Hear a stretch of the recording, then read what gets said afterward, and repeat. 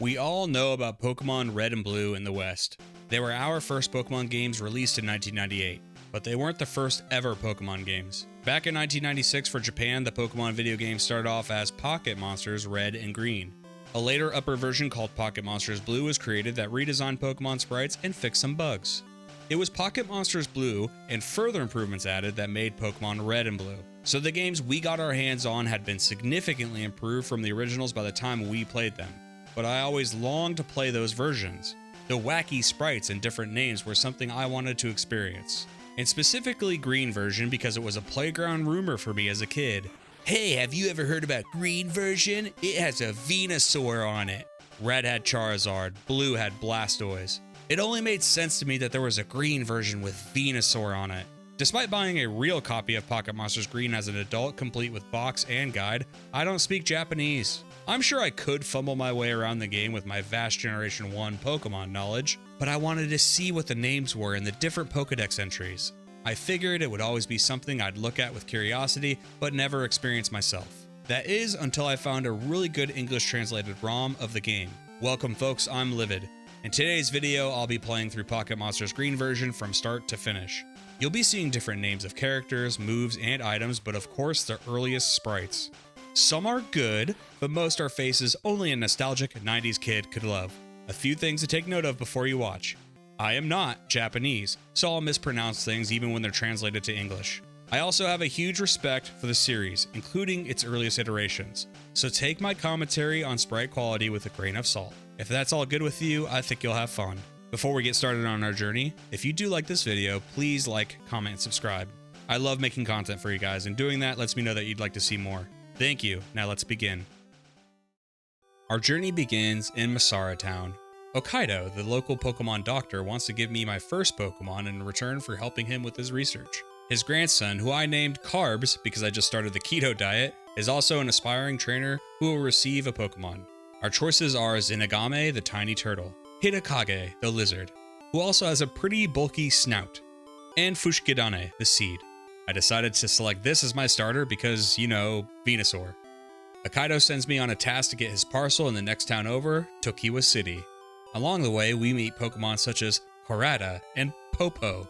In return for receiving the parcel, I'm given Monster Balls to catch Pokemon. But there are even more interesting Pokemon to be found in Tokiwa Forest, like Beetle and Transil. Emerging from the forest, I arrive in Nibi City. This is where I can earn my first of 8 badges to enter the Pokemon League. Before challenging the gym, I meet someone who talks about an interesting Pokemon by the name of Pee-Pee. Apparently, they come from the moon. As soon as I heard of this incredible Pokemon, I knew I had to get my hands on a Pee-Pee. The Nibi City gym is led by Takeshi and his Rock-type Pokemon. Inside, we can see Pokemon like Digda and Sand. Takeshi doesn't appreciate us beating up on Sand and wants to fight. Winner takes the badge. He sends out Isisubute with its massive cranium. Fushigidane, being grass type though, makes that Brainiac crumble. Ewart was next and met a very similar fate. I do think this sprite looks great. It looks virtually identical to the base set Onyx card. With Ewart defeated, I get my first badge. The road to the second badge will lead to many interesting moments, like Fushigidane evolving into Fishkisu. Its body doesn't look great, but I actually like the bulb on its back. It looks pretty good. I also find a Purin with its horrifying bulging eye. In a nearby Poke Center, a man sells me a Koi King. Let me check my Pokedex. It is virtually worthless in terms of both power and speed. It is the most pathetic Pokemon in the world. That is the most brutal entry I've ever read. You know what? I'm gonna train it. I like underdogs. I believe in you, Koi King. Inside Mount Otsuki, I finally found the Pokemon I heard so much about, Pee-Pee. Its adorable appearance makes it a popular pet. However, it is very rare and difficult to find. My Pee-Pee was difficult to find, but I have high hopes for my Pee-Pee. I want it to grow big and strong. A scientist trainer in the cave had a coil that had a protruding screw coming out. He also had a Biridama, which looks like it has a battle scar running down its face. Pretty badass. I also saw a Nozanakusa who definitely needs a haircut. Deeper in the cave, I run into the villainous rabble called the Rocket Gang. They go around the whole region stealing people's Pokemon. One of the last trainers in the mountain had a bet better, which sounds like an online gambling platform or something. After I emerged from the mountain, I arrive in Hanada City. Before I could settle in, Carbs wanted a rematch. He led with his pigeon. He also had a Casey. Hey, I've met a few of those in real life. I wanted to catch a Casey for myself to see if a glitch I know about still worked for catching a very special Pokemon. If you catch a Casey, or Abra for you English speakers, and quickly press the start button before battling this trainer, use teleport, go back up the bridge, and stand against this cliff face so this trainer takes 2 steps towards you as he battles you. After that battle, use teleport again and begin walking back up the bridge when suddenly the menu will open itself up. If you leave the menu by pressing B, it will initiate a battle against Mew. Oh my god, this thing is so ugly, I'm sorry. Don't ask me how any of this works from a code perspective because I have no idea. But you can do this on your red, blue, and yellow versions too. So maybe if you were like me as a kid and wanted to get a Mew in your Gen 1 games, well, here you go. The Hanada City Gym is where I can obtain the second badge. Inside we see Tatu, who just looks adorable, and Tosakinto with its protruding eyes. Its eyes kind of remind me of a Snivy. The gym leader here is Kasumi. I used PP in my starter to spread out the experience with Koi King. This is because it's pretty much helpless to grow on its own without switching out for experience gains. My starter's grass type attack were obviously going to be too much for Kasumi, and with that we are given the blue badge. Soon after that, I had a few rare candies to evolve Koi King at level 20 into a Gyarados. It is clearly very powerful with both high attack and special, meaning it can dish out a lot of pain. Gyarados can even learn powerful moves outside of its elements like Ice Beam and Fire Blast. It's truly terrifying. The next badge is in Kuchiba City. Since I had a Casey lying around, I know that I could trade it to someone on the other end of Digda Cave. They want to give me a Barrier D, although his trainer nicknamed it Bari Bari. I've used Mr. Mime plenty of times in the past, so I wasn't going to add it to the team, but it's cool. Outside of Kuchiba City, you can also see a trainer with a Rokon. It's not the best sprite in the world with its beady little eyes, but Wes from my stream pointed out that it looks pretty good if you factor in one of the cut beta concepts for a baby form Vulpix. On board the SSN, we rematch Carbs yet again. He has evolved his Casey into a younger and his Hidekage into a Lizardo. Okay, this thing looks rough, I cannot lie. It does have some personality tacked onto it, but with those little claws so close to its body, it makes it look like a little T-Rex. The third gym fight is against Mattis, the electric gym leader. He had a Pikachu whose sprite looks fine, considering this is long before the skinny Pikachu we have today. But then there was Raichu, who looks like it's riding on skis. This fight was also where I saw the absolutely insane move called 100,000 volts.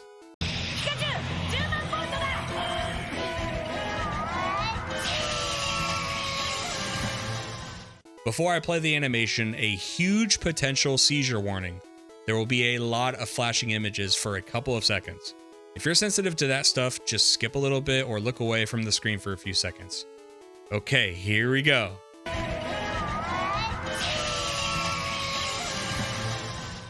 Alright, it's over. You can look back again. That thing is outrageous. It's what Thunderbolt is to you English speakers. It's also what we are gifted for defeating Mattis, who gives us the orange badge for our victory. It's also here where I would turn battle animations off because that TM was too good not to use, but the animation was even aggressive for me and I don't suffer from seizures.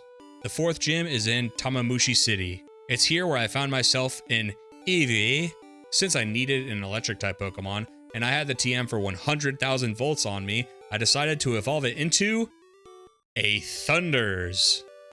Haha, hell yeah. I love this sprite. It looks so happy to be a Thunders. And I like that it's got one leg up, ready to jolt when it needs to. Evolutions are Showers and Booster. At the top of the superstore, you can trade a little girl a delicious water, Psycho Soda, or a Mix Ale for amazing TMs like Ice Beam, Rock Slide, and Tri Attack. All three of which I ended up using on my team. In Tamamushi City, I rough up a bunch of Rocket Gang members. And eventually I follow them to the Pokemon Tower to beat them up more and get the Poke Flute. With this, I can wake up the slumbering Kobigon, who blocks our path. It's not happy unless it eats 400 kilograms of food every day. When it does, it goes to sleep. At level 31, I decided to evolve our beloved PP into a Pixie. This would give it a much needed stat boost. In Sakichiki City, I know I can explore the Safari game, and find new sprites like Lucky, the egg Pokemon, and Garura, the parent Pokemon. In the Safari game, I also caught a Seahorn.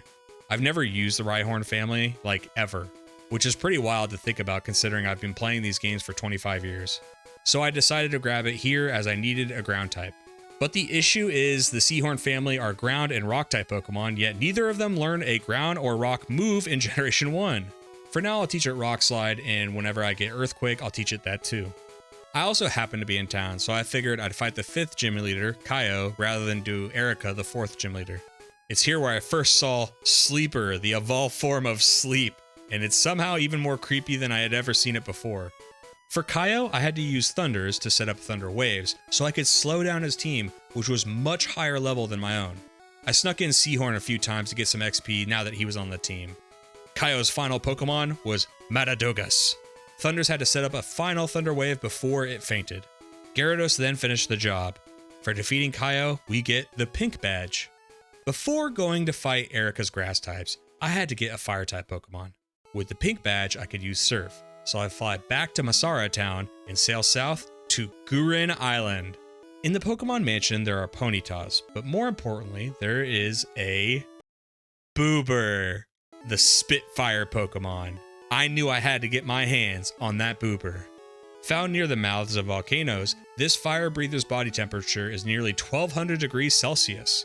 To give you an idea of how hot that is, the extremely hot surface of Venus is only 460 degrees Celsius, which is the hottest planet surface in our solar system. I knew the moment I saw this thing, it had to be the final member of my team. Boober's powerful fire typing and ability to learn the TM Psychic would make it a powerhouse. I finally returned to Tamamushi City to confront Erica with my Boober. I led with Boober, of course, and the fight was really easy because he was already level 38 when I caught him. The highlight of the match was seeing her Monjara, a much more gross-looking Tangela. After defeating Erica, I went on a bit of a training montage where I saw tons of new Pokemon, like Goriki, which is a much more monster-looking Machoke and somehow seems even more muscular than usual. Pukirin finally made an appearance and has the same massive eye problem as its predecessor Purin.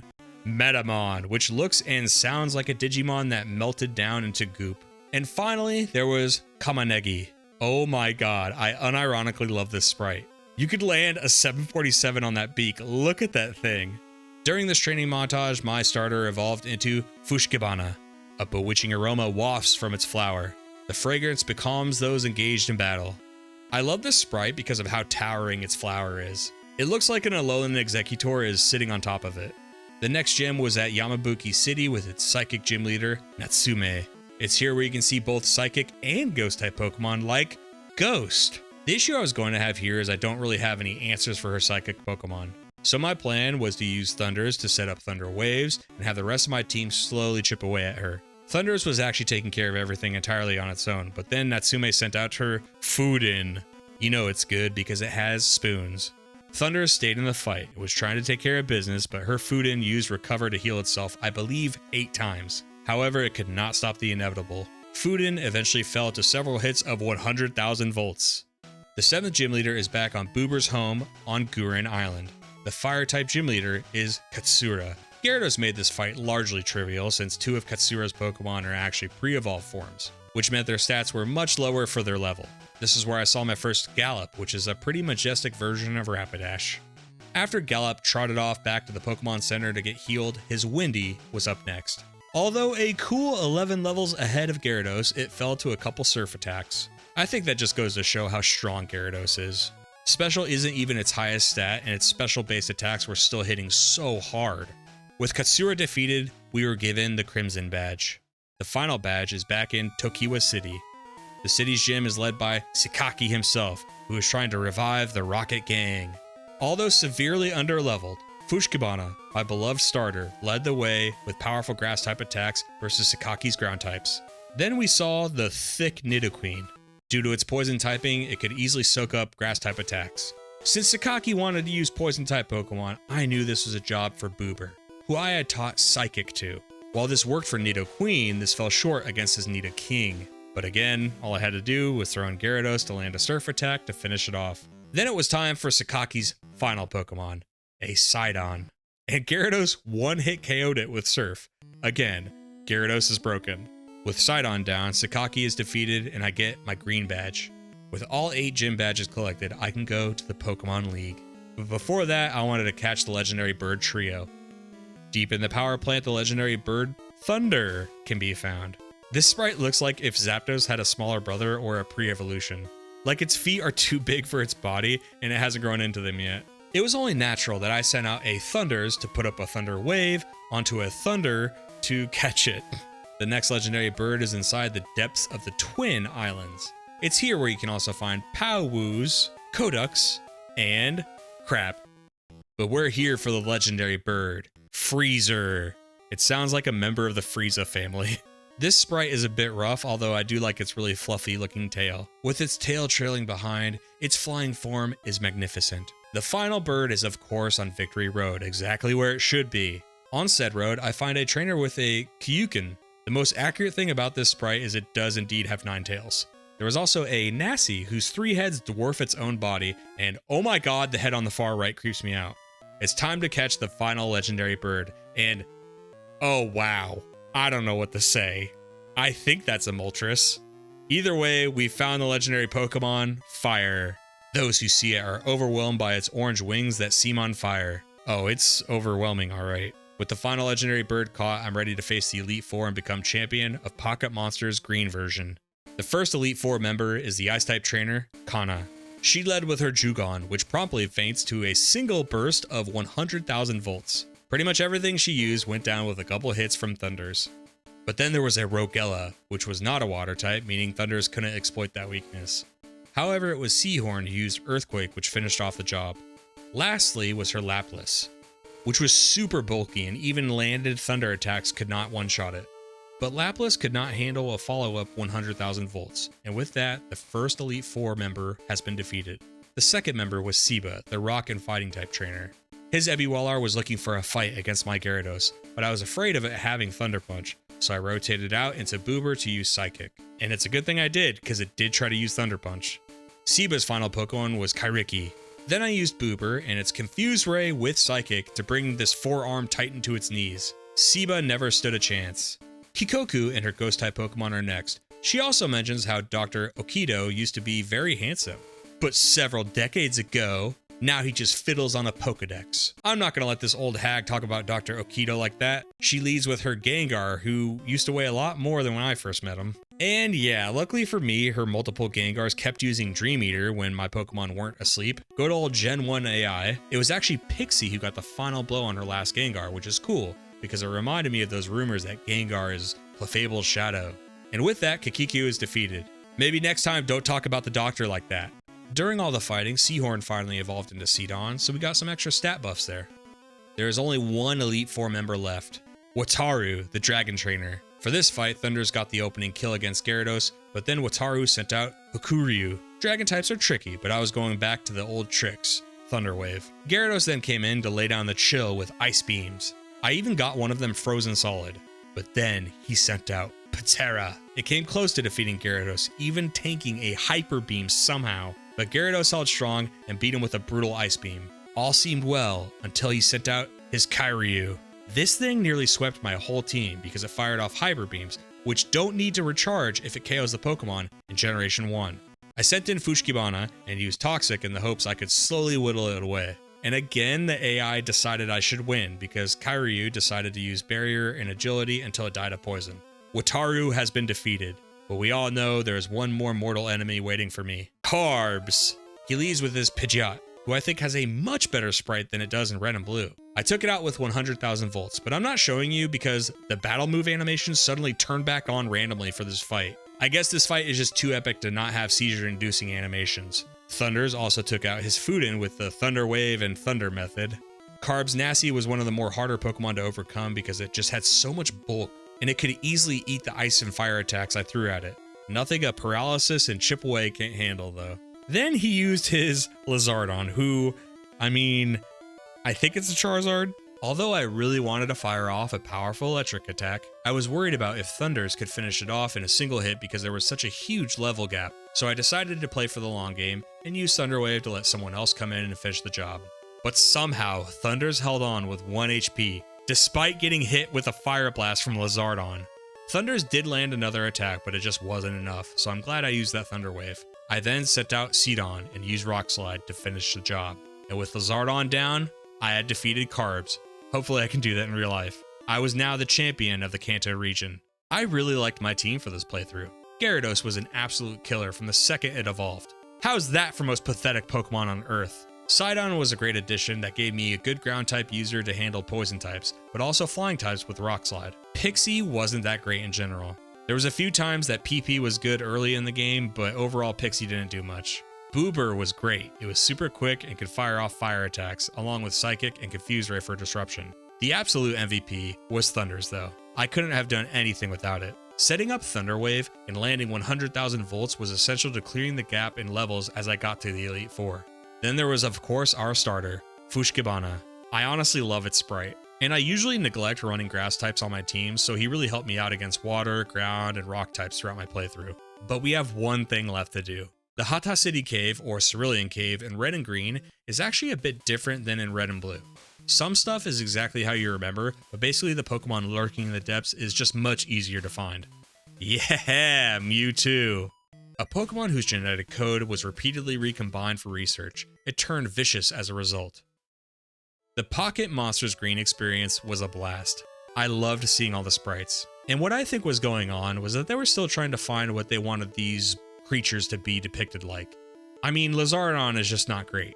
But the sprite for Nidoqueen actually looks really cool. It looks like something you'd think of for a title like Capsule Monsters or Pocket Monsters. Kinda small and compact, but tough at the same time.